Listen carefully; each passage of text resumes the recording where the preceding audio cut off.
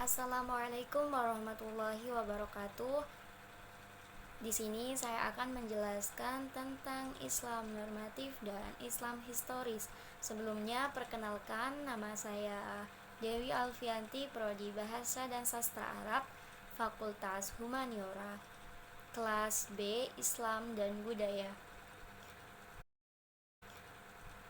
Di sini saya akan menjelaskan tentang pengertian Islam normatif dan Islam historis. Apa sih Islam normatif dan Islam historis itu? Islam normatif ini poin pentingnya yaitu Islam sebagai wahyu. Kemudian Islam historis adalah Islam sebagai produk sejarah.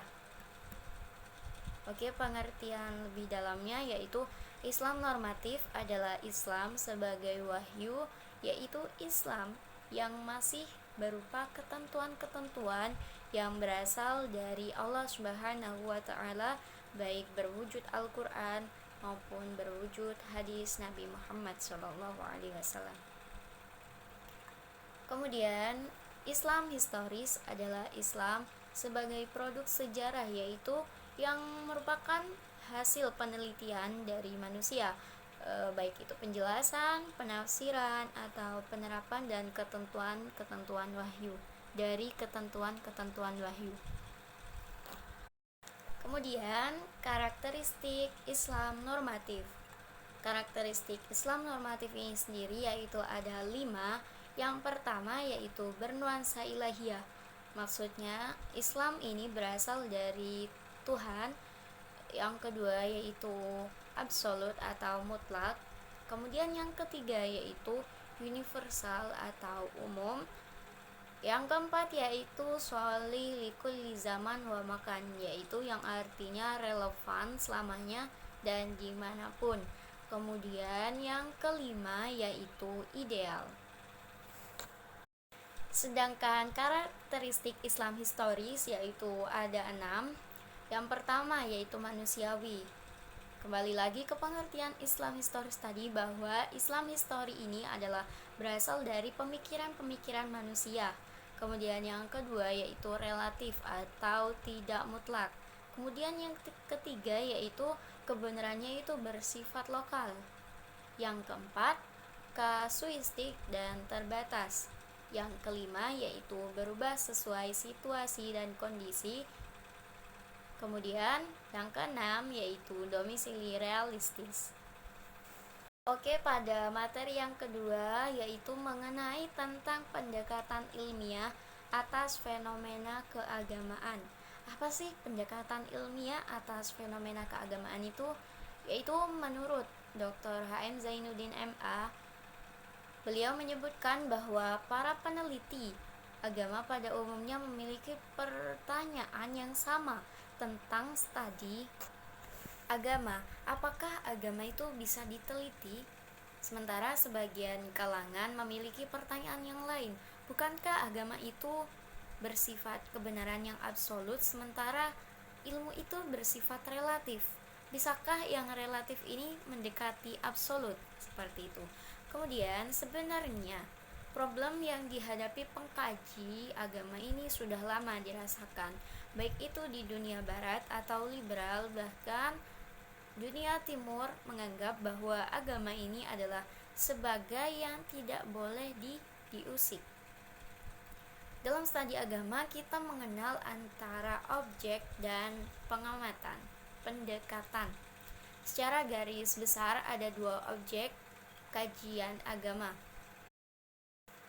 Objek kajian agama. Agama sebagai doktrin dan rajan yang tertuang dalam teks kitab suci, dan agama sebagai fenomena sosial yang termanifestasi dalam perilaku umat beragama. Kemudian, sedangkan pendekatan agama secara garis besar juga dapat digolongkan dalam 2 pendekatan, yaitu yang pertama yaitu pendekatan ilmiah atau scientific approach, dan yang kedua yaitu pendekatan filsafat, philosophical approach. Kemudian jika ilmiah pendekatan ini bersifat fisik, teramati dan terukur, maka pendekatan filsafat harus bersifat metafisik, tak terukur secara empiris. Kemudian pendekatan filsafat terhadap agama biasa digunakan oleh para filosof dan mutakalimin yang bersifat idealistik dan spekulatif. Seperti itu. Dalam konteks ini, Middleton menegaskan bahwa penelitian agama (research on religion) berbeda dengan penelitian keagamaan (religious research).